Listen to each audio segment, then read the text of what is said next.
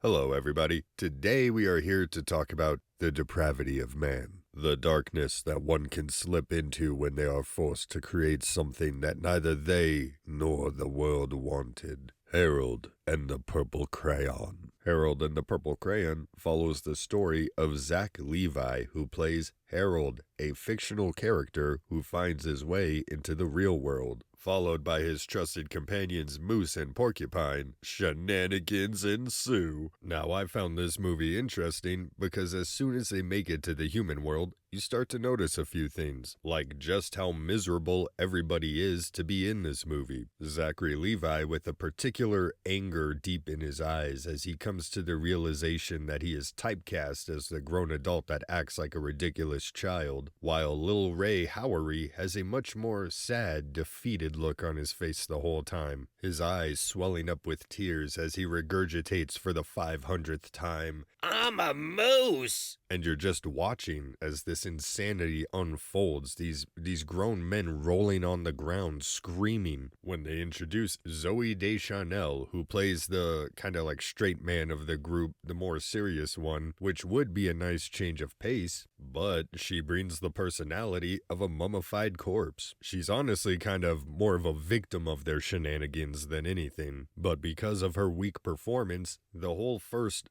third about of this movie is nothing but unchallenged ridiculousness, while still somehow managing to leave out any fun or creativity. Harold has a purple crayon that can draw anything that he can imagine, and the most he ever does with it is draw circles. And as I sat there at the theater, nearly at my breaking point, asking myself, what have I done? Why did I come to the movies today? When a light shone upon me. "Ah, what is this pillar of hope?" I screamed in the theater, blinded by the light. "Do not fear, my son," the entity said, "for I am Library Gary." And just like that, 1/3 into the movie, we finally got our first real character. Played wonderfully by Jermaine Clement, Library Gary was the perfect contrast that this movie needed to match all of the goofy ridiculousness. Gary playing as the villain also added some much needed stakes to the movie. And the movie really turns around after that point. They start having much more creative set pieces. The comedy starts getting way funnier. It becomes almost a completely different movie at that point. A completely different movie that I was actually enjoying by the end of, which is why I give this movie an official check it out on streaming, but skip the first third. It just felt like a half-hour long sneaker commercial. Thanks for watching, guys.